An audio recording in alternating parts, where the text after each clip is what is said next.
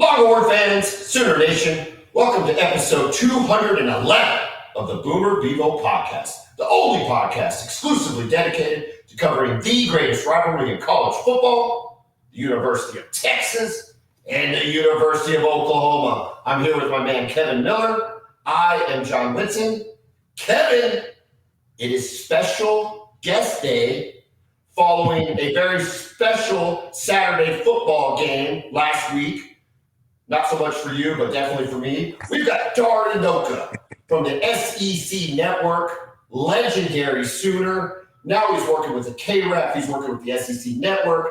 He has Eli Drinkwitz on, like for a weekly spot, which is a little disconcerting. We're going to get into all of it, Kevin. Are you fired up about this, bud? Oh, man, I can't wait. Dari, thank you for being with us.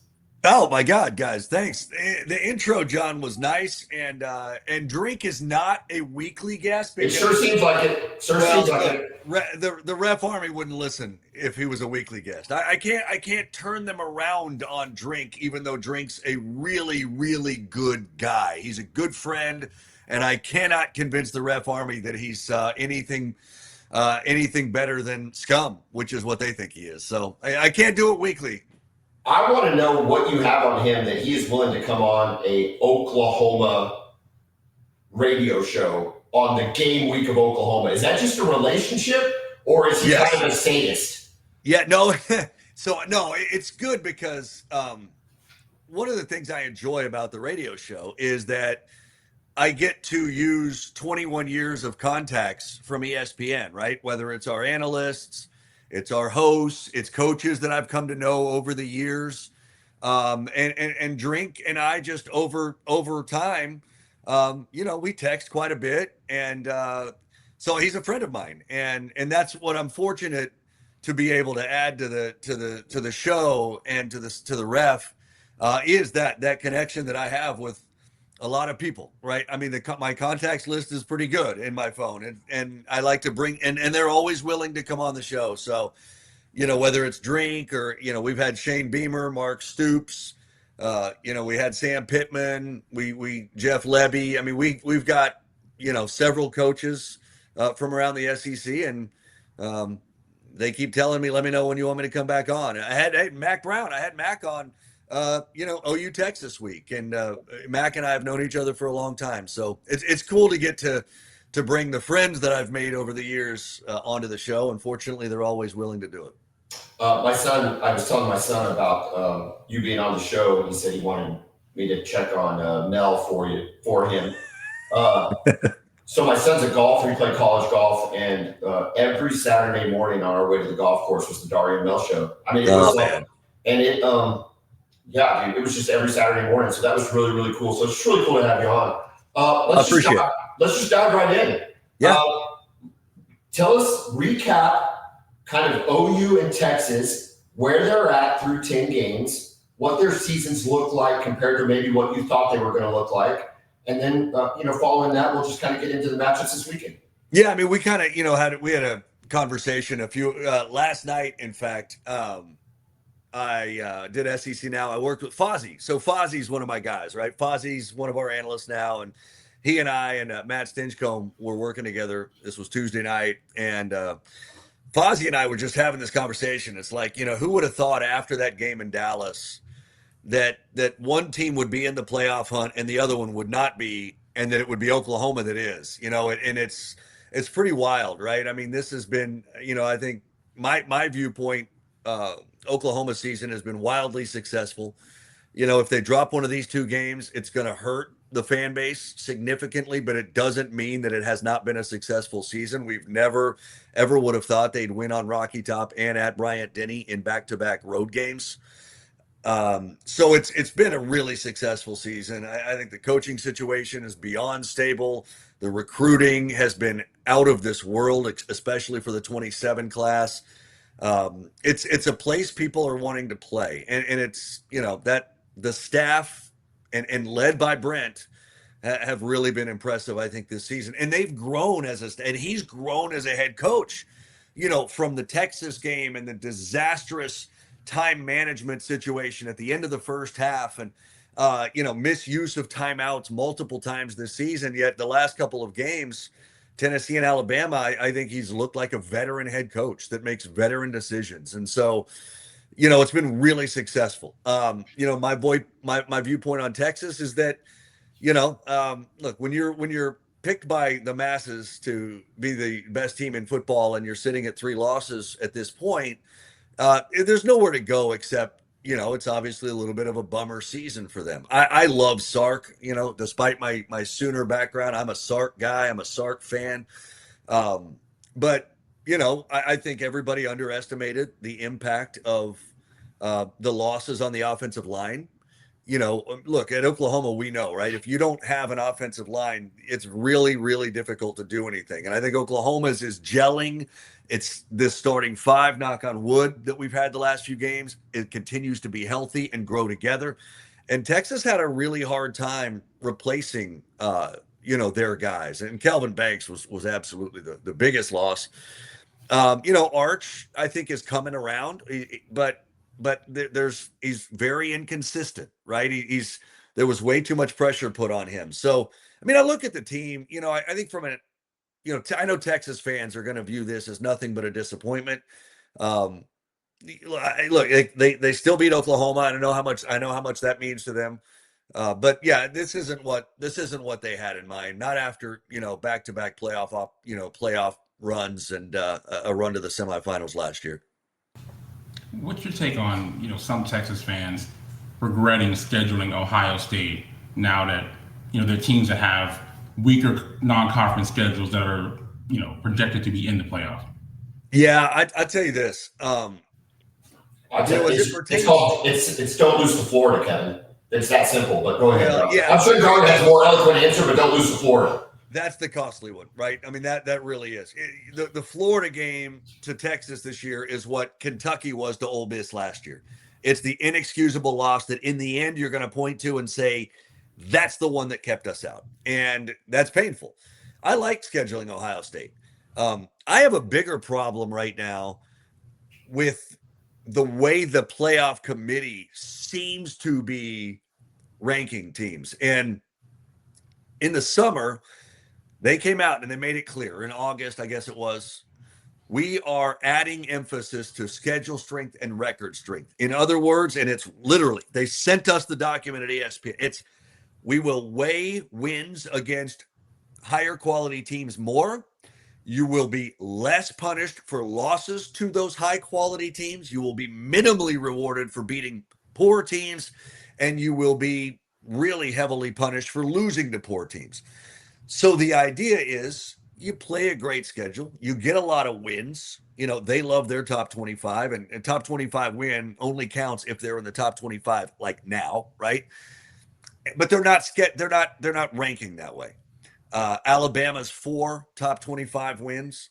Notre Dame has 1, but Notre Dame's ahead of Alabama. Why?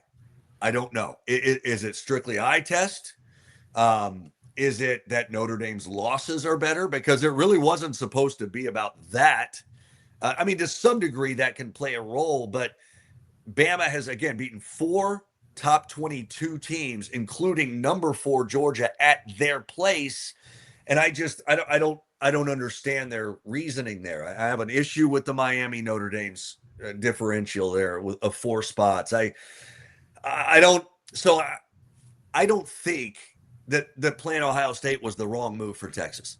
But I also don't think the committee is doing what it said it was going to do, which, oh, by the way, is the entire reason that Greg Sankey decided we will go 9 conference games starting in 26. He had told me multiple times, he said it 100 times, we're not going to 9 if we think that 9th game could kill potential playoff teams. And the committee came out and said it won't. You will be rewarded for having those games on your schedule. You will be rewarded for that. And he said, fine, let's do it. The next day, he called the SEC network and said, I want to be on, or actually it was the next day. I want to be on the Feinbaum show tomorrow. We've got an announcement. Came on the Feinbaum show, announced that we were moving to a 9-game schedule. But I haven't talked to him since the last ranking came out, but I can only imagine he's not thrilled because they're not operating the way they essentially announced they were going to operate. Yeah, and the focus on quality of losses is that whole focus is really weird to me because they continue to ignore head-to-head. Alabama beating Georgia, Miami beating Notre Dame, other head-to-head matchups that have occurred that, when Texas was ranked ahead of Oklahoma, well, it makes sense. They beat Oklahoma. They should be ranked ahead. And I know that Alabama shouldn't be ranked ahead of Georgia, but it should be factored into that ranking. It's like the wins are minimized and the good losses are rewarded more. It's really off-putting. Yeah, and their explanation is, and I've done the mock selection committee. They fortunately every year they help media members come in and you'll kind of do a mock selection process. I did it about 10 years ago, so not every detail registers clearly in my head at this point, but I do know this. They use head-to-head, and this is stated, they use head-to-head in situations where they feel two teams are in all other ways equal. So the reason they're not so what, right? Georgia, Bama. Georgia's got one loss. Bama just lost the second game. That hurts them. Notre Dame, Miami. They're making it clear. They are obsessed, with Notre Dame. They love the eye test. They talk about the run game. They talk about Jeremiah Love. They talk about the defense. Well, they've got them 4 spots ahead of a team that beat them, and they both have the same number of losses. So what the committee's telling us is, we just think Notre Dame's a lot better than Miami right now. Like, that's it. Now, they also, Hunter Yurachek, the committee chair now, said Tuesday night that if a couple of teams ahead of Miami stumble, we're looking at Utah, we're looking at BYU, right? If you lose to Cincinnati, and Miami keeps creeping up the rankings, then all of a sudden they would be in position to now have to use head-to-head, which is what Yurachek was saying. So the head-to-head thing's tricky. They have their protocol on it. So, that's where we are.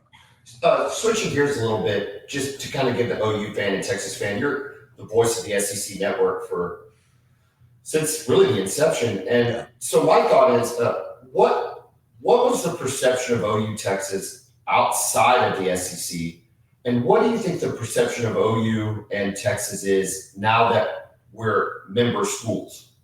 So what was the perception within the SEC of OU Texas? What did OU and what did the SEC think of when they thought of Oklahoma football, Texas football? Were they blue bloods? Were they on the same level, or because they were excluded from the SEC, they were a little less?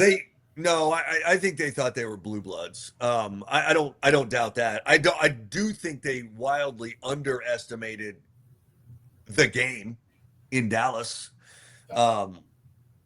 Because I have, a lot of the analysts and stuff that have gone down there that I work with, whether it's for SEC Nation or they had never been a part of it, right? The Roman Harpers, the Jordan Rogers, they'll tell me, man, that was amazing. That was unbelievable. I didn't know, right? Everybody talks about Florida, Georgia, the Iron Bowl, the Egg Bowl, right? We hear these. I've heard these for 11 years now, and how those are the kings of the crop. And I've always said, like, you got to go to OU Texas someday, or Kevin, Texas OU. But that's the only time I'm going to say it. It's taken me years. I still don't think I'm used to hearing OU. Yeah.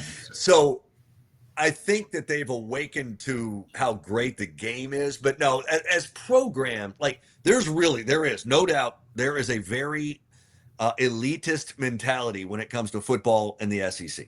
Those fan bases, it's us and then everybody else, right? Sure. And I do think there were some that really wanted nothing more than to see Oklahoma and Texas fail for a long time in this league. But at the same time, I think they all understood the tradition, the history, the importance of football to the programs and the fan bases, the size of the fan bases, the passion they have, all of that. I think that was really well understood. But the game itself, I don't think really was. And they haven't even seen a good game yet. No. The year before we came in, that would have been fantastic. But they haven't even seen a good game yet. So not the last drive. Everything but the last drive of that game was great. What are your memories of OU Texas? What strikes you when you think of OU Texas? Give Kevin one of your worst. How about give Kevin one of your worst memories, and give OU fan one of your best memories? Well, it's funny. Like one of my worst ones. Yeah, I mean, it's when I was in college, I went twice. I never did go before college. I went twice in college. One of them was 97. It would have been 97. Ricky Williams went berserk. So did Devon Parker. So did Devon Parker. So did Devon Parker. They both did. Yeah. But Texas, took care of business that day. 96. Now, that was my favorite. And we're 0-4. Texas is ranked 25th. John Blake doesn't have a win yet. OU comes in on a 7-game losing streak. This was the first OU Texas game I'd ever gone to. My grandparents were 40-year season ticket holders to OU football. And occasionally they'd say, which would be my sister, do you want to go to the game this year? Dari, do you want to go to the game this year? One of their kids, do you want to go to the game? And fortunately they offered me those tickets in 96 because they're like, we're 0-4. I mean, if anybody wants to go, that's fine. I don't really want to go see them get their tails kicked by Texas. And yeah, that game I'll never forget. Justin Fuente it still is to this day, a very good friend of mine. We went to high school. We lived 4 houses apart from one another. We're a year apart in age. Went to the same high school. Knew each other obviously at OU. I knew his sister growing up, and so to see him have that moment. But I'll never forget James Allen. Into the end zone. Just 2 years after Stoney Clark stops him at the goal line, right? I mean. I'll never forget Jeremy Alexander delivering from 40 plus. I'll never forget the Jarrell Jackson punt return and then the 2-point conversion to bring the game, to that point.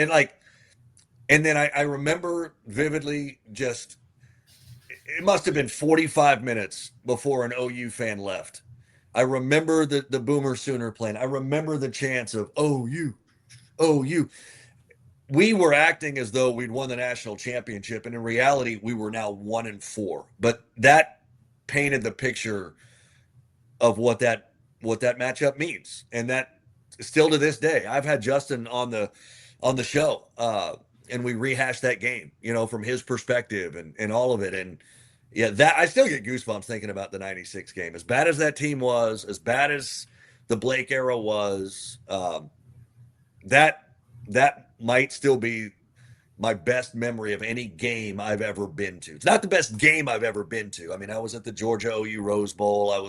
I've seen a lot of great games. This though, probably given the moment, given the magnitude, given the rivalry, I'm a junior in college. I never thought we'd win. We're a 20+ point dog. And I do remember this. I do remember as we were leaving, many a Texas fan were giving high fives to the OU fans saying, thank you. You just helped us get John Makovic fired. I remember that well. So a couple points on that game real quick. That was the first year I lived in Oklahoma. So it was so fun because I was a senior in high school and it was just cool being in the state when we finally won. I remember that really interestingly enough. And then number 2, when Kevin and I first started this podcast, we went back. Kevin, you remember this? Oh, of course. And looked at videos of old games, and we're trying to just refamiliarize ourselves. And the iconic picture of the Cotton Bowl is crimson and burnt orange. Yeah. You go look at it in the 90s. Everybody's got a white T-shirt on. Yeah.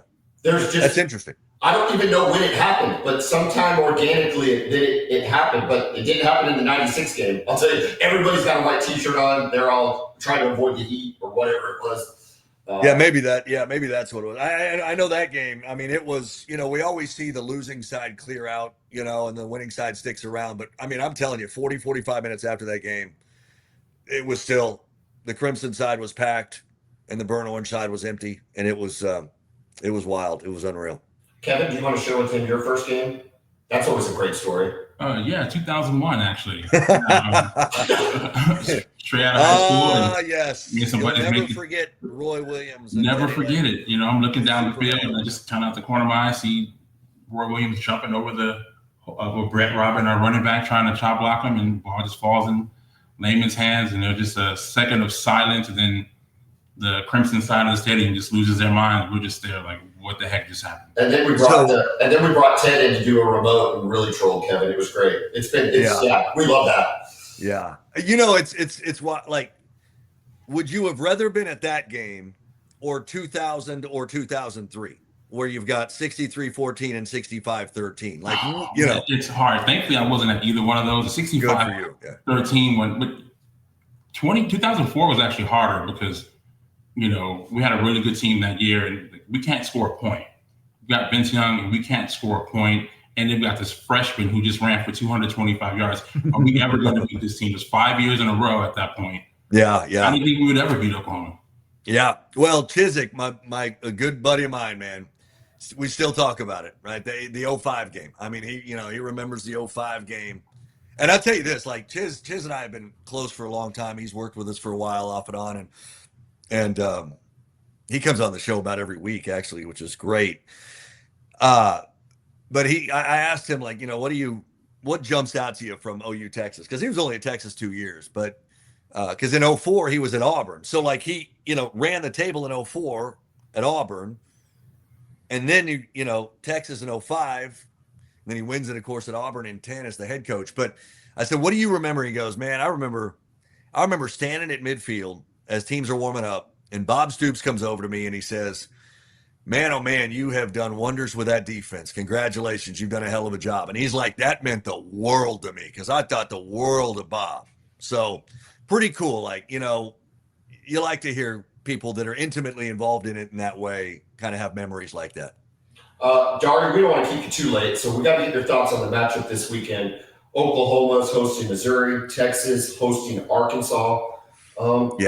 Listen, dude, Kevin knows this. In our last episode, I was incredibly cocky. I was floating on clouds after that win against Alabama, and I bought my tickets to the playoff, the whole deal. And as the week has gone on, and I've started to pay attention to Missouri, it's starting to stress me out. Yeah, it's a good team. So walk us through a little bit of OU Missouri, walk us through a little Texas Arkansas. Tell us what to expect. I'll start with Texas. I'm always fascinated. Everything is different now, right? Everything is different. Suddenly that third loss is the one where, what are you playing for, right? If you're a team that had playoff aspirations, and obviously Texas did, what do they look like after that goal is no longer attainable? And, there's no reason they shouldn't take care of Arkansas. But I will say this, if that defense takes a day off, if that defense has lost any intensity, and I know, that you're not going to have Anthony Hill, right? So if they are not as prepared as they should be, Arkansas is going to rack up some points. That's a really good offense, and Taylor Green is a really dangerous quarterback, and Bobby Petrino and he are great together. So it's on your defense, right? I mean, I think now you can score on Arkansas. Their defense is awful and has been all year. But I'm curious to see what Texas comes out looking like. And I think we'll find out early because Arkansas can score. And again, if that defense isn't disciplined, if it's not focused, if it's lost its way in some way, then they could find themselves in unexpected trouble. As for OU, go ahead. Sorry, John. No, I was just going to say that fourth quarter of the Texas-Georgia game to me is if there's any hangover left. Maybe, yeah. Because the defense kept them in the game. There were some breakdowns, and Kevin was a little frustrated with the defensive calls, but they still were only down 14-10 going into that fourth quarter. Right. And for it to explode like that, to your point, Dari, it's like, oh, okay, not only what else do we have to play for, but we just kind of got our footballs kicked a little bit. Right. All your goals went out the window in one quarter. Emphatically and quickly, right? For Oklahoma, John, I'm with you, man. Look, we have reason to be worried. Missouri's really good. Drink is really good. They're really well coached. They want to run the ball. And the thing is, they're able to do it against pretty much anybody. He is that outside zone scheme. It's what he's always been. He told me this morning on the radio that, he developed it as an assistant at NC State to deal with the speed and physicality of Clemson's defense, right? Which is pretty damn scary to hear. So, and it works. Like that's what they recruit to. That's the lineman. That's what they do.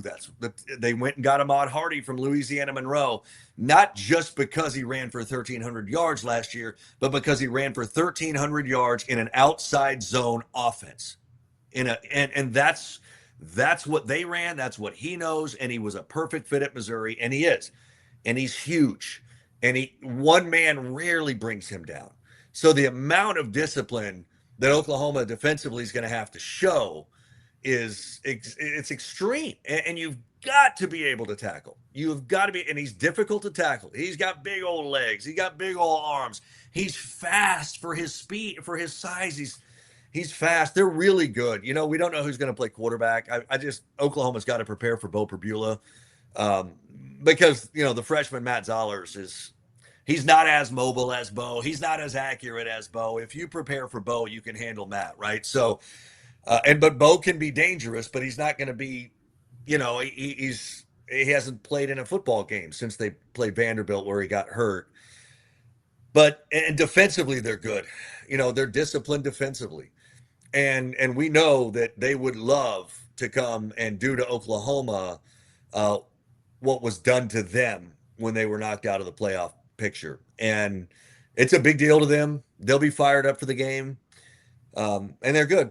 Again, if we don't have our Mason, and it doesn't sound like that's that we will, thank goodness for Taylor Wine, but going to have to set edges, going to have to get off blocks, because I want to see us offensively, right? I want, the game against Alabama, as awesome as it was, and it was, anytime you beat Bama, it was awesome.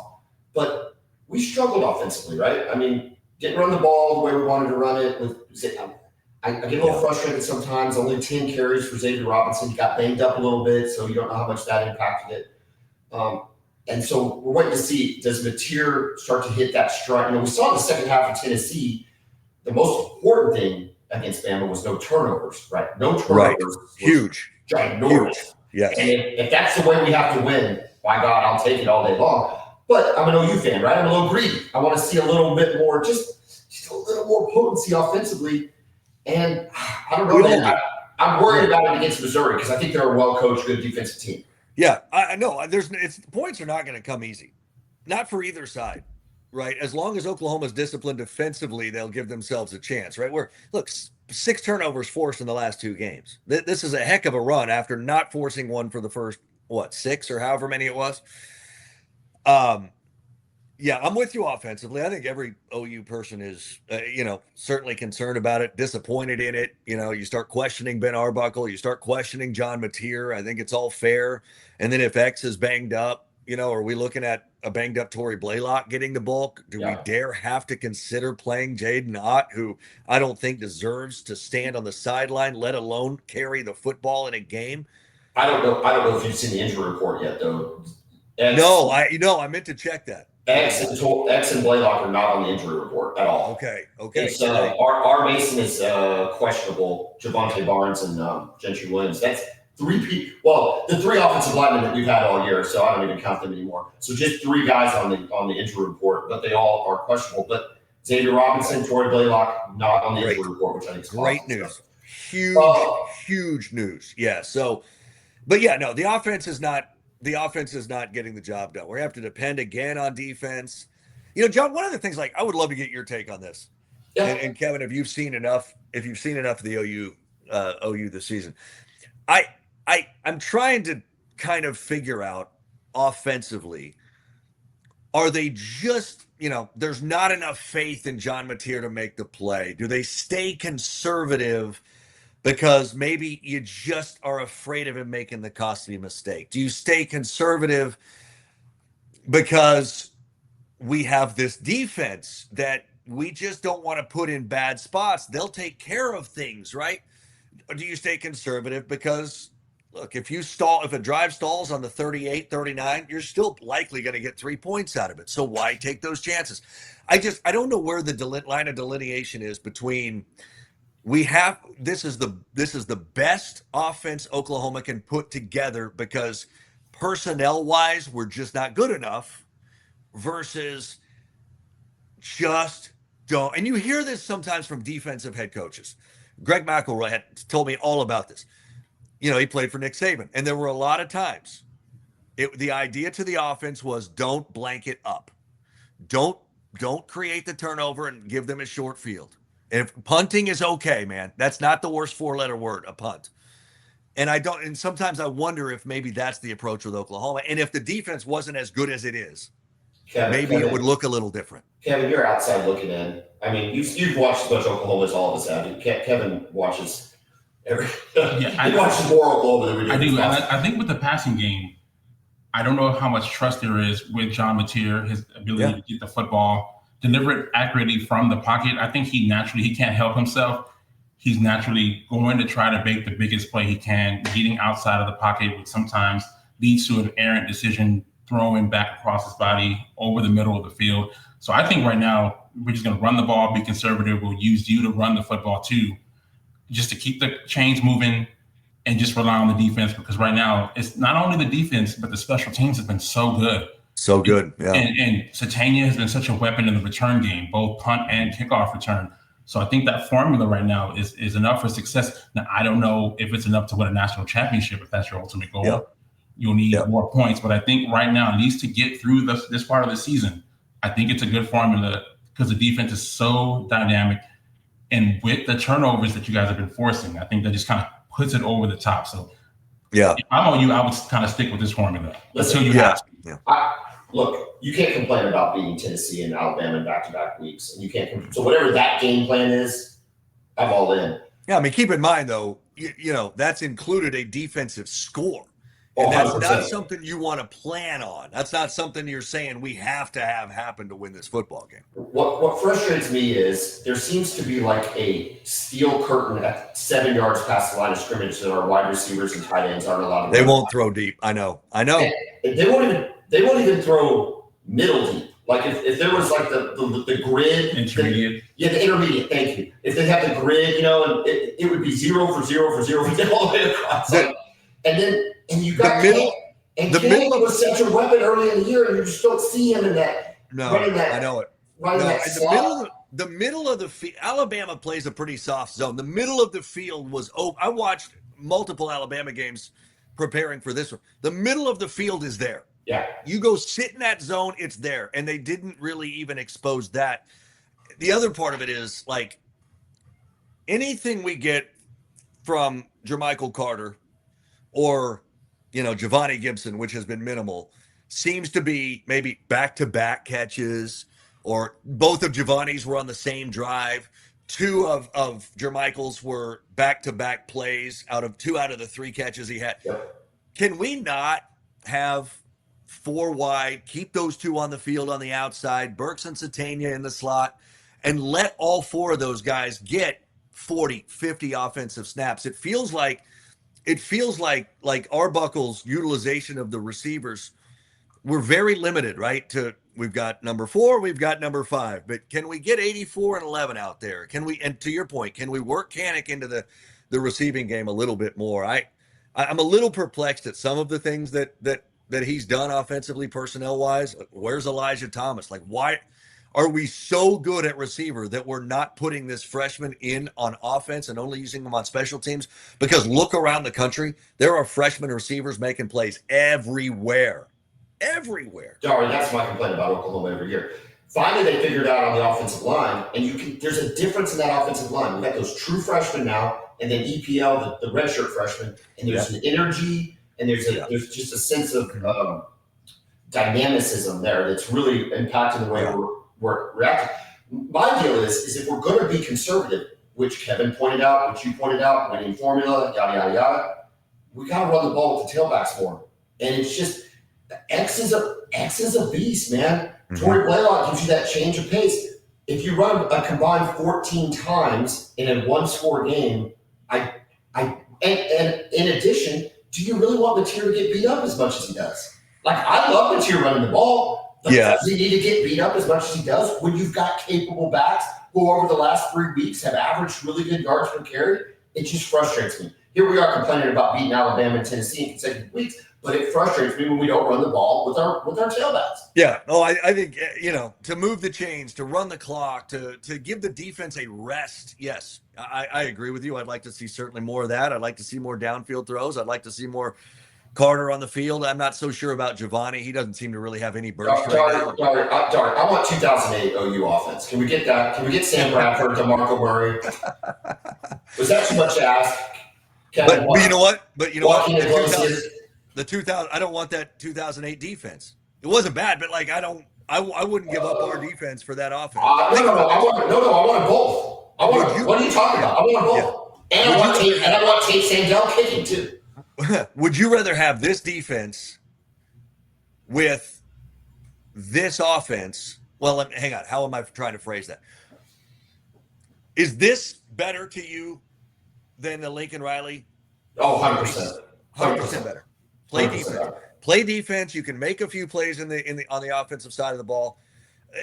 I would rather have some questions about my offense, but know there's some talent there, than to have no doubt in my mind that every time the other team has the football, they're going to score. Look, this is the Georgia formula. This is Stetson Bennett at quarterback. And I think Mateer is better than that. But this is the Stetson Bennett game. It's to your point, Dari, it's almost like they've maybe shackled him a little bit and said, okay, look, you're not going to screw this up. You're going to game manage this situation. You don't see it, you go, that sort of thing. And if that's the decision, and that's what's gotten us to 8-2 on the verge of a playoff, I'm not necessarily questioning it. But we're OU fans, man. We want a little more offense, a little more juice. Yeah. Well, and in all likelihood, Mateer's back and Arbuckle's back, and there's still a lot of youth there, and the offensive line's better. I would like to think next year, after a spring, after another fall, it opens up a little bit. You start to see more confidence in Mateer, more confidence from Mateer.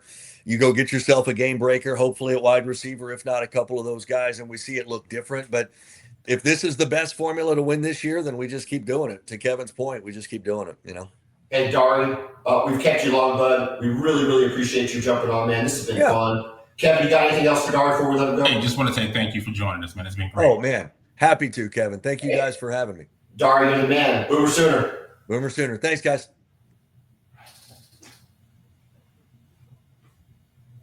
How about that, huh? How do you like that? Dari Nowkhah. Is that big time? That's big time, man. That's big time.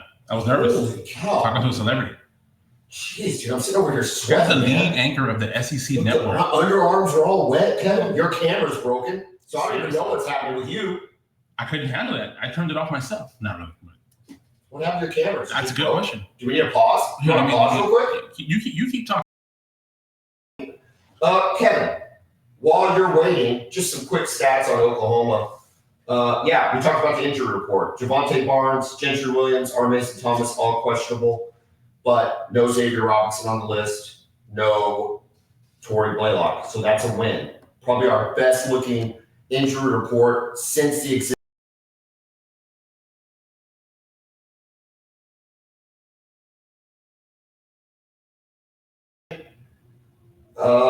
Missouri's pretty good. So we're going to pick both of these games. But let me start with thanking our sponsor before we go look at the rest of the week. Brown O'Haver is a public insurance adjusting firm that works for you, not the insurance company. If you've had a loss to your home or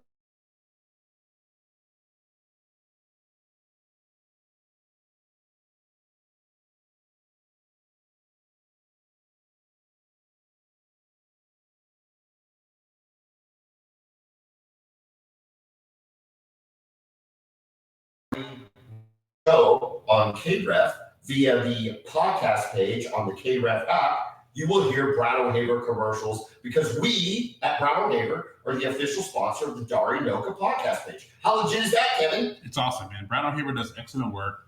They have for a number of years. Again, if you've had issues with your insurance company, give Brown O'Haver a call. They'll get you paid, man. Call them. Kevin, let's go through the week that is. The games aren't great. So we're going to go through these games real quick. We'll make our picks, and then we'll close up. We'll talk a little more OU and Texas. Are you good with that? Let's do it, man. Okay. Let's just start here. Rutgers and Ohio State. Yeah, I mean. What do we do? Here's the problem. I wanted to ask Dari, but we just got to talk about such good stuff. I didn't necessarily want to ask, but when he was talking about the 9-game schedule, I was wondering if that meant we get to eliminate these crappy games that we're about to talk about. Do we eliminate the crappy games, or does one of the good games just drop and the SEC will still have these crappy games? That's a really good question, right? I think what happens with this playoff committee will have a lot to say about that, because if they're showing that playing these big games will punish you, then you're going to see them playing the likes of Tennessee Tech and the Citadel and Charlotte, all these other teams that signed up to get destroyed. So we'll see what happens this year. But I'm curious. You see what I mean, though, right? Like, yeah, I do. If we're going to play 9 games, you kind of hope that Kent State gets dropped from the schedule. Yes, correct. Yeah, Sam Houston State from Texas. Yeah, but the worst team in FBS. Now, we had Temple and Kent State, so we could afford to drop, either one. But, kind of like the way it always worked in the Big 12 is you'd have a premier out-of-conference game. You'd have another Power 4 game, or back in the day it was Power 5, right? Kind of like a mid-tier Power 5, and then you had a group of 5. Or maybe you had a premier game and 2 group of 5s, but they were at least like named opponents, like Tulane or something. Does that make sense? Something like that. Yeah. But instead, instead we're getting like chunks. And when I go through the schedule, it's good. Like the next game I'm going to talk about, Samford at A&M. There's no line on the game. Why are you playing Samford? And why are we playing them in November? Exactly. Now, the SEC's always playing them in November, so this is... Yeah, we're having trouble with this. They're used Texas to it. and Oklahoma, what is this? We're not used to this at all. It just seems weird. But like you said, it's about to get even worse. Keep going. Miami at Virginia Tech. Miami's 17.5 point. Real quick, Virginia Tech hiring James Franklin as their new head coach. That's correct. Now, was that weird? Like, did they kind of turn the screws on him? Is that the vibe you got? Like, they were like, okay, stop. It almost like they made him commit, I didn't hear that. I thought he could have got a better job, personally, a bigger job, but maybe this works for him. Nothing against Virginia Tech. I just feel like there's something about a donor at Virginia Tech is like open the purse strings. Okay. Apparently, they've got like $250 million to work with. Oh, they got a war chest there. They have a war chest, and so that more than ever that matters right now. Yeah, and I think he's comfortable recruiting in that area. Yeah, Virginia area, still that northeast. Yeah, DMV. I mean, he's got a lot of guys out of there. Yeah, from his Penn State days and his Vanderbilt days too, not being far. I actually think it's. I think it's a great hire for them. A great hire for them. I just thought maybe he might be trying to do something a little bit bigger, but if he can rebuild that program, it would be huge for them. Don't you think Virginia Tech's on par with Auburn, though? I think you have access to better players at Auburn. Yeah, but your chances of winning. Yes, that I do agree with. Not that I'm not saying that to degrade Auburn. No, not at all. It's just Auburn's tough because you're always going to be little brother to Alabama. Right? Yeah. It's no matter what you do. And I don't think Franklin wants to be little brother. He doesn't. I don't get that vibe from him. It's a good spot. Yeah, I'm curious to see how it goes. Charlotte at Georgia, 43.5 points. Eastern Illinois at Alabama, looking to lick their wounds from their devastating loss to Oklahoma last week. Okay, now 2 years in a row, by the way. Kalen DeBoer, we talked about him being undefeated against Kirby Smart and Sark. And Ryan Day. And Dan Lanning. Oh, no, Dan Lanning. Yeah, you're right. And he's 0-2 against Brent Venables. Isn't that crazy how that works? I think it's something defensively. I think BV has, some coaches get him. See, that's what I'm worried about.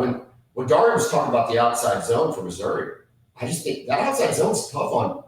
There's something. Yeah, I mean that's how Texas has beaten Oklahoma the last 2 seasons, running outside zone. That's what's making me nervous about this game. All right, we'll get back to that. Here's the game we're talking about: USC at Oregon. Oregon's a 9.5 point favorite, but listen, USC beats Oregon. They're going to flip flop playoff positions. They absolutely have to. They have to because Oregon's resume is not as impressive as you would think. No, it's not good. It's not good. They're lost to Indiana, and then their best win is still Penn State. Correct. Right? I don't know that they have a win. Yeah, I mean, man, you're right. Yeah, I mean, Iowa. They beat Iowa. They beat Iowa 18-16. So that right now is their best win of the season. Yeah. And then the only other ranked team they played was a loss to Indiana by 10 at home. So, yeah, a lot on the line here for Oregon and for USC, obviously. Yeah, that's awesome. We're going to pick this game.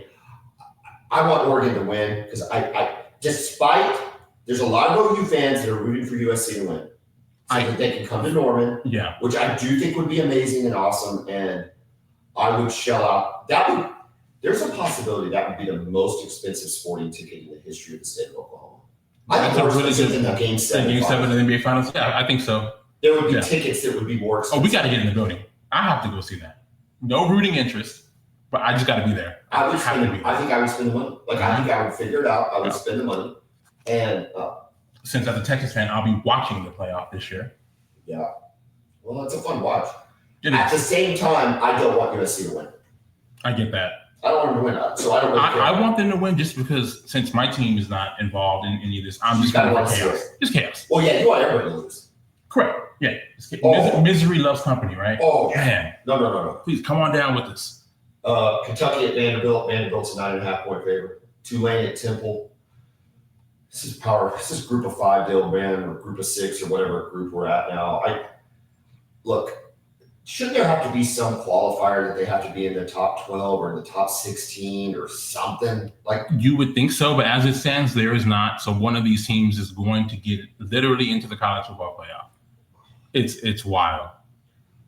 All right. Some years I don't mind it, but this is one of those. Yeah, sometimes it works. It's like the BCS back in the day. K-State at Utah, 17.5-point favorite for Utah.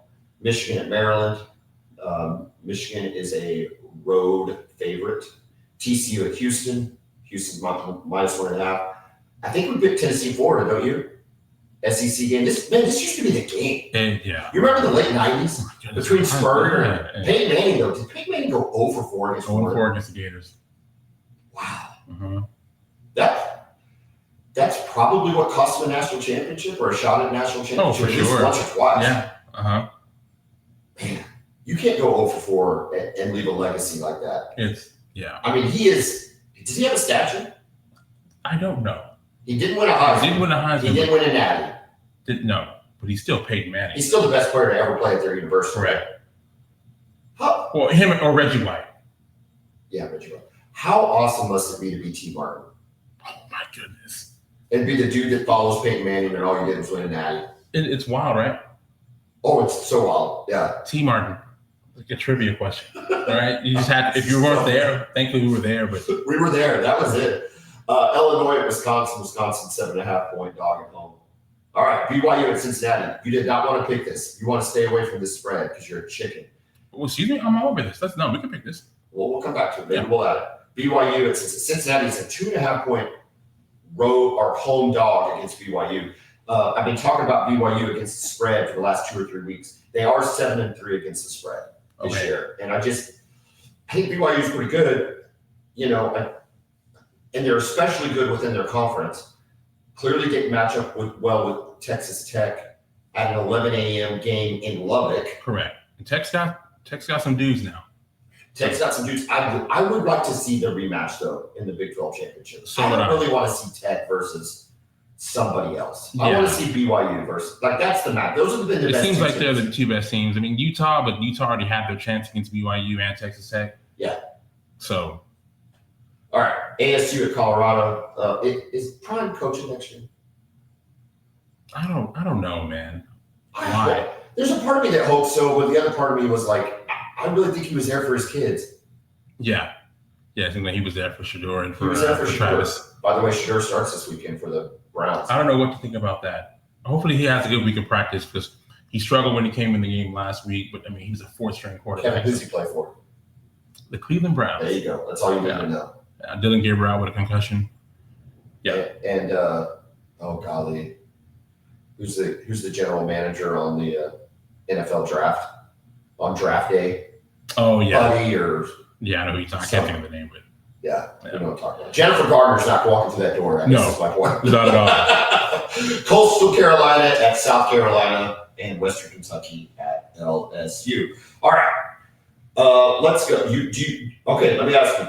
Do you want to replace Kentucky and Vanderbilt or Tennessee and Florida with BYU and Cincinnati, or do you want to leave those? No, get rid of Kentucky and Vanderbilt. Get rid of Kentucky and Vanderbilt. I like it. Add BYU and Cincinnati. Yeah. Okay, well, who do you want then? Out of BYU and Cincinnati, I'm going to go with BYU. You're going to curse them, dude. You are going to curse them. You suck this year. I didn't bring that up with Joel. I did not bring that up with Dari though. This year, you could have. But this year's been the Twilight Zone, man. I didn't. This year's been the Twilight Zone. Because I respect you, in all the college football. Because we are friends, and you brought me bootlegged Big Red Zero from HEB in Texas, and that's why I did not embarrass you in front of Dari. No, it is what it is, man. This year has been the Twilight Zone. It just Indiana is the second best team in college football. Do you think that I am T. Martin and you are Peyton Manning on this show? Is that how you do it? I mean, does it result in you winning some sort of championship? Yeah. If I win the championship. What championship are we talking about? Any championship, Kevin. It doesn't matter. I'm just trying to make that point because the Tennessee's playing Florida. Kind of. Yeah, but not a national championship. Do you want to be Danny Warfel and I'll be Jesse Palmer? That's your other choice. You're allowed to be Peyton Manning and I'm allowed to be T. Martin, or I'm allowed to be Jesse Palmer and you're allowed to be Danny Warfel. I'll be Peyton Manning. Okay, I'll be T. Martin. I'll take a natty. And I will take, what's the line? I'm going to take Tennessee. Yeah, I'll take Tennessee. I think Florida's probably done. Yeah, just the offense. It just hasn't been right with like. Whoa, it was right for 1 week for Florida. Yeah, but they don't have their right. Their yeah, they don't. No, I'm just saying. Their offense was right. I don't know. I think it's done. I don't see them beating Tennessee. There's a lot on the line here still for Tennessee. I mean, I think they're pretty much out of the playoff picture. But I mean, Heupel's done a great job, and I think they're going to pay for pride and see where they end up. So I got the Volunteers. You got Tennessee. Yeah. Okay. All right. USC, Oregon. Oregon is a 9.5-point favorite. It's at home. Look, I think Oregon wins. I'm just trying to decide: do they win 31-21, or do they win 31-27, 31-20, 24? Or 31-23. Yeah. You know what I mean? Because I think they win, but I think this line is perfect. I cannot pick USC. I'm going to pick Oregon to cover. I'll just go with USC. I mean, I think Oregon will win the football game. It's hard for me to envision USC going into Austin and getting the type of win that Indiana did. Yeah. I don't want to say that Indiana snuck up on Oregon because I don't think that's the case, but I think they might have been surprised at how physical they were, how fast they are, and how well they executed. When you see Indiana on those helmets, you're just not ready for it. Yeah. Especially if you're Oregon, they'll be ready for USC. So they'll get the job done, but I think USC will cover. Texas hosting Arkansas, Bobby Petrino, motorcycles, volleyball girlfriends, Rex. Somehow it's all come full circle for him to lead his team into Austin. What time's this game? It's 2:30, right after y'all's end, just like last week. I mean, is our game the best game of the week? I believe so. How do we get stuck with the 11? I don't know. Did they just decide ahead of time? How does OU not get a night game? I mean, I know they probably had windows already prepared for this game. It seems that way because the night game, I believe, on NBC is a Tennessee and Florida game. I mean, that's okay, but it doesn't have playoff implications. Yeah, it doesn't matter for anything. It's a regional. Did you see the viewership numbers for the OU Alabama game and the Georgia? With 10.5, 10.4. It's the first time ABC's ever had 10.5 million viewers for two separate games on the same Saturday. That's crazy. Yeah, because OU and Texas moved the needle. Not Alabama and Georgia. It's OU and Texas. No. Okay, well, who do you got? I've got Texas. I'm really nervous about this for a few different reasons, right? Like Dari mentioned, just the way that the game ended with Texas's playoff hopes pretty much ending. Weird stuff coming out of Austin with Sark. He's kind of moody right now. There's some correct. And I think from what I'm hearing, and I'll be quick about this, but people who are writing the NIL checks and just people around the program are just a little bit concerned about the way that the money that they've been spending has been allocated. This is going to be an issue. Wait. No. Let's take our time to expound. Okay. So we're about 53 minutes in. We're fine. Yeah. We're fine. I want to hear more about this. So this is what I've been hearing, right? Okay. So don't take this as Go gospel. Go ahead. But people have been questioning, like I have, just the way that the roster was constructed this season and people are wondering if changes should be made to the process. Right? Okay. A lot of schools have had these same questions. Oklahoma has, and you did something about it by hiring Jim Nagy. Who went on to sign Dari Nowkhah, but go ahead. Correct, but right? Yeah. So you change the process. Yeah. Well, Texas is questioning their process because of some of the personnel stuff. And this is all new, right? All this NIL, revenue sharing. We're still figuring out the best method of handling all of this. So what's happened is you have a lot of what they call dead money. So you have a lot of money that is going to players who are making zero impact on the field. We have a lot of freshmen who are talented, not playing at all, who are making a lot of money to not play. So are they mad that the money is being spent on the players, or are they mad those players aren't playing and contributing? They're mad because the money is just being spent on players who aren't playing. They're not mad. They don't think that those players should be playing if they're not ready to play, but they're like, well, maybe we should have allocated that money towards people in the transfer portal who are ready to come in. Did they not like having the 1 or 2 rated class? I know, and that's where it's.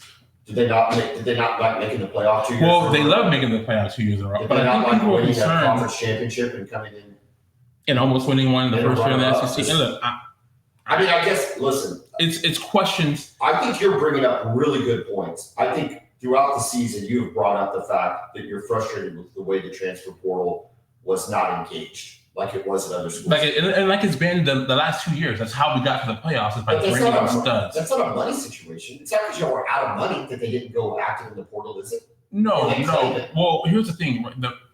Texas has a lot of money, right? But it's not unlimited. So it's allocated. No, I understand. I think the question is, but if they listen, it's how the money was allocated that they're questioning. But if they beat Georgia, they're not questioning it, right? I mean, this is because they lost to Georgia 25-14. I think it's more. I think it's just the way the team has looked. Yeah, if they're undefeated, of course, it's not. No, I agree. Listen, the Kentucky. Look, we talked about this before we got on air. Your Twitter world is really of two worlds right now at Texas. There's one group of very reasonable Twitter people who are like, don't lose to Florida, don't go to overtime against Kentucky and Mississippi State, and maybe we can talk playoffs. And then you've got another group of fans that are like, and you talked about it with Dari, all of our woes are because we played Ohio State. Like that's the reason we're in the situation we're in. And that's not the reason. No. You're not getting punished for losing to Ohio State. Nobody is punishing you for losing to Ohio State. You were never punished for losing to Ohio State. Yes, it's for losing to Florida. It's for losing to Florida, right, and for going into overtime against Mississippi State. Yes. And getting blown out by Georgia in the fourth quarter. If you'd lost the game 35-30. And you could be 12th right now. Correct. Yeah, you could be right on the edge. It's just the odd, but the whole nation watched that. Yeah. I think allocation is always going to be the problem. So I think the biggest issue that Oklahoma did to address it was putting a staff in place that is constantly looking at asset allocation as well as roster composition. Yeah. In the form of Jim Nagy and everybody that reports to him. Texas doesn't have that setup, right? No, they do not have that setup. Everybody reports to Sark. He's overwhelming, man. And that's what people are asking. But Sark is so old school. He's like, well, my way has worked. We've been to the playoffs 2 years in a row. I don't think I should have to change everything after just one, setback of a season. And I understand both sides of it. So we'll see. He came out in his press conference. If I'm a Texas fan, the first thing they need to do is change him being the play caller. I know, but that's the easiest change. I know, but that's for him. It's probably the hardest one. You think so? Yeah. Yeah, correct. So it's a tough spot, and the last thing he has some leverage here, right? Because the last thing that Texas needs is to have to do a coaching search. Just say, yeah, right, he gets busy and wants to go to Florida or correct. LSU. Yeah, the NFL. This is the worst year ever to have a coaching search. So what jobs are open in the NFL? Just the Giants, right? The Titans are open. I believe those are the only two. Giants and Titans. Yeah. So you've got Jackson Dart and Cam Ward. Correct. People don't like Cam Ward right now, though, right? They're down on Cam Ward. I don't know. Their roster is so bad. Yeah. Tennessee, there's just no real hope there besides him. I think he's really talented. Obviously, he's the number one pick. Well, look, I think a little bit of this is exacerbated by the way he lost to Georgia. Of course. And I think that there's always going to be a push-pull on college recruiting versus transfer portal. And there are some dudes that you are going to have to pay to get them in the door. And you've got to make that decision. Is it worth it? You look at like Oklahoma's recruiting class in 26, and it's not great. I don't even know what we're ranked. I haven't even seen what we're ranked. Yeah, you guys are lining it up for 27 right now. But, and again, you know, is that a bad thing? I don't know. All this is so new. It's going to take a few years to establish what the proper methods of building and maintaining a roster are. It's not like it was, right? So it's going to take a little bit of time for everybody to get on the same page with it. In addition to that, it's also good. There's also going to be ebbs and flows. Like, I don't want to give Texas credit, but what if the investment is? I see what if Sark's method is. I see what my roster composition looks like end of 2024, right? I kind of know what I'm going to have. I kind of know what my schedule is going to be. I know that I'm going to have a starting quarterback that's going to be fresh and offensive linemen that are going to be fresh. But if instead of spending the money in the portal this year to try to make a run with a Band-Aid, I spend the money recruiting old school so that in 26, right, I have a little more base of talent, and then maybe I wait. Yeah, and that was his mindset. You see what I'm saying? I can get there, and I'm not trying to start credit. No, you know what I mean? You can be right. You can be spot on. That could have been his way of thinking. Obviously, as fans, we don't know. He's in a mood though, man. But yeah. So he's in a mood. Like he's ornery right now. And maybe you don't want him to be happy after a loss. Maybe you don't want your coach to be thrilled. No, get your ass kicked. You don't. But yeah, they've got some things to sort out. Yeah, and I think it can be sorted out. And I just want to say, for the record, I want Sark to be our football coach. I want him to continue to be our football coach. I think there are some tweaks that need to be made in order for us to continue to be competitive and for us to take the next step. Yeah, get a play caller. Easy. Yeah. You call it play schedule. I'm going to take Arkansas to cover, but I think I'll go with Texas to cover. But I think Texas wins 28-21. I think Texas still wins. I'll take it with the way this Arkansas team plays, with the way Taylor Green is capable of, and with Bobby Petrino calling plays and working with him, they are going to put up points where secondary has been playing. I just think we can. Well, Anthony Hill Jr. I know it's a huge loss, but I'm hoping this is a big Colin Simmons and Brad Spence game, getting pressure on him. Oklahoma's a 7.5-point favorite at home, 11 a.m. It's Missouri. We talked about revenge factor with Alabama last week. It's hard to say there was so much revenge factor there. I would love to say there's revenge factor here, but the season as a whole was so bad last year that I don't know that, they ruined anything except just ruined our pride because of how bad the game was. So I think this team is going to be focused, especially defensively. I think the fact that Ahmad Hardy is running for as many yards as he can, or is enough to grab the attention of the defensive staff and defensive players. Right? You see a dude run for 300 yards. 300 yards. I think it's super easy to put that on everybody's iPad. Correct. Yeah. This dude just ran for 300 yards in the SEC. Again, like I said, it doesn't matter who you play. It's an SEC opponent. I know Mississippi State's terrible. It's still an SEC. I don't care if you run for 300 on Sam Houston. It's 300 yards rushing. It's just very rare to see. It's very rare. And so it makes me nervous. I think OU wins, but does not cover. I like OU winning 24-20. And it is going to, I feel like it is going to be a stressful football game. Now, if the freshman plays, maybe we can get to him a little early and stuff like that. But I don't know. I'm not trusting our offense. You heard my concerns with Dari. I'm just not trusting the offense. Missouri covers, OU wins. I'm going to agree with you there. I think you guys win the game. I think Missouri covers because of the good defense for both teams, offensive woes for both teams, Missouri being injury related to the quarterback, and then OU just kind of with the lack of rhythm in the passing game.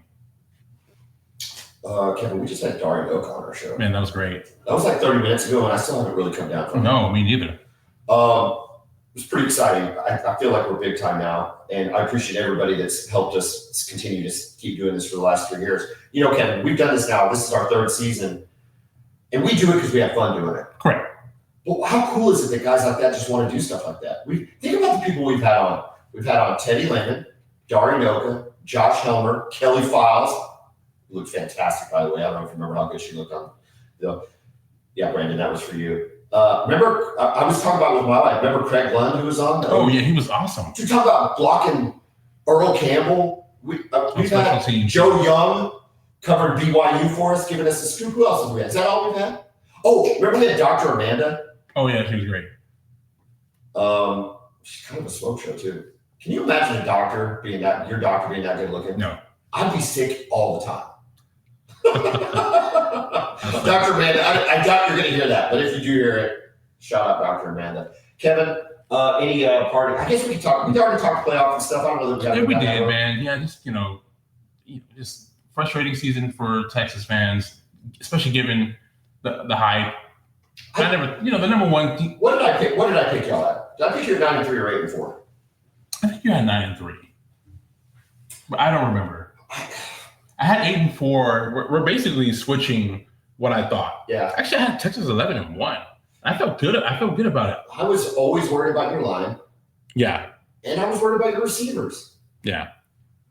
It's kind of what Oklahoma experienced last year with an even worse quarterback. I mean, I think there's an argument with as bad as Arch has played, in quote, I'm putting that in quotes, because that has a myriad of meanings. But as bad as Arch has played, he's kind of maybe kept y'all in a lot of games. Oh, he hasn't he's the best thing we got, John. You see what I mean? But he was maligned, right? Oh, look, he struggled big time, especially against Ohio State. The UTEP game, he was bad, and he was really bad against Kentucky. He's been really bad against Kentucky. He's been okay in every other game. Yeah. But it's everything around him that has been so bad. Yeah.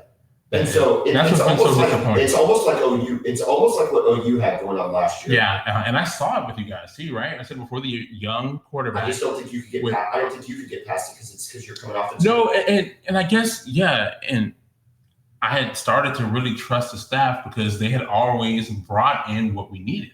Yeah.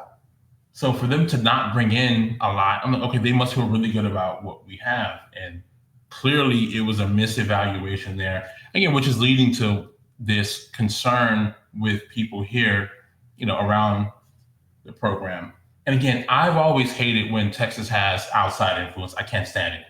It's a little different. And I still don't like it, but I understand it because people are literally writing these massive checks for NIL. Texas doesn't have one guy like a Cody Campbell, with Texas Tech, yep, or Phil Knight with the University of Oregon. But they've only got, really 3 or 4 who are really funding this entire thing. So it's going to happen when it's like that. It happened before NIL. I know. It's always been Texas's biggest. It's always been, but I said I hated it back then because I'm like.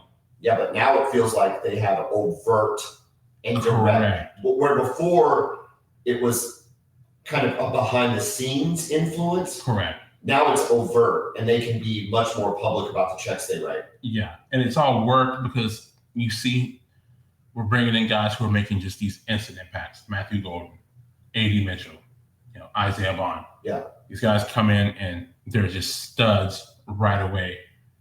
And they would say, okay, we don't need those type of guys this year, and why not? I know, you're bitter about that. Yeah. Look, you gotta improve the team every year. Look at our transfers. Kendall Daniels, stud. Yes. Marvin Jones Jr., stud.